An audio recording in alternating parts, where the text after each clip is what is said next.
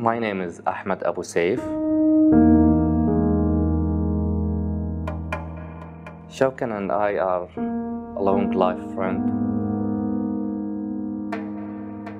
He's facing a risk of death penalty or in prison for the rest of his life for just taking picture.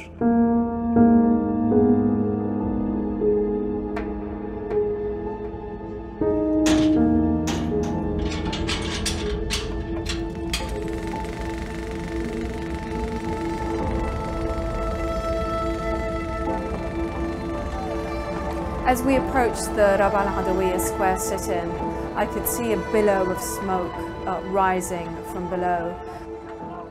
Scenes of horror and a massacre unfolded before me. It was a protest for the supporters of the ousted President Mohammed Morsi. Large weapons, tear gas, Molotov cocktails being thrown in the air, rocks. You can imagine that a journalist could very well find themselves caught up at the wrong place. So he was covering with the security lines. He's not even with the protesters.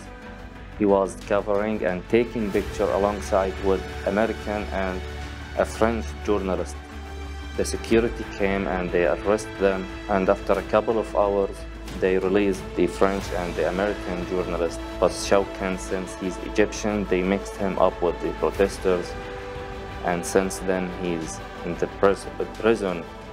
He did what any journalist would do, which is to say, I'm a journalist, and unfortunately he's paying the price for that now. I'm scared he will die in the prison. Shawkan described in one of his letters when he marked 600 days in the prison, and he said, we left our dignity at the prison gates, and he described the cell that he's living in with 12 inmates. The size of the cell, it's 3 by 4 meters.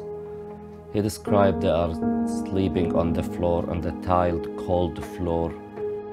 There is a people who's sleeping actually in the bathroom because couldn't fit all of them.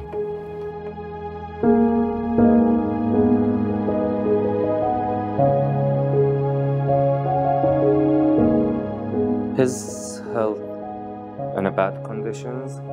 He has a hepatitis C without a medical attention, without medical care, without his medicine.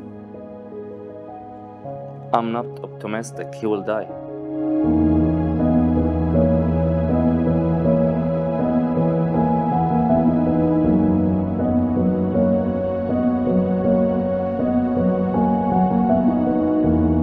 Dear Ambassador Mohammed Abu Dahab, President Abdel Fattah al-Sisi said in September 2015 that there is unprecedented freedom of expression in Egypt.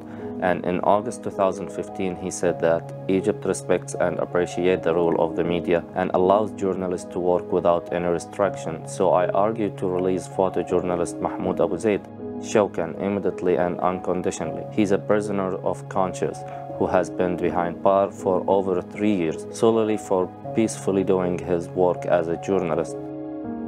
He is on trial and at risk of death penalty if convicted. I strongly urge the authorities.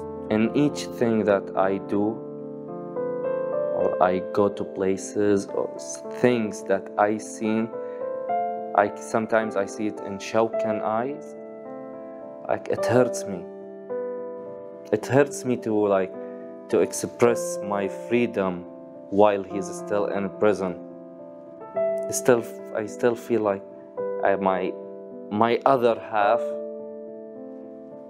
without freedom.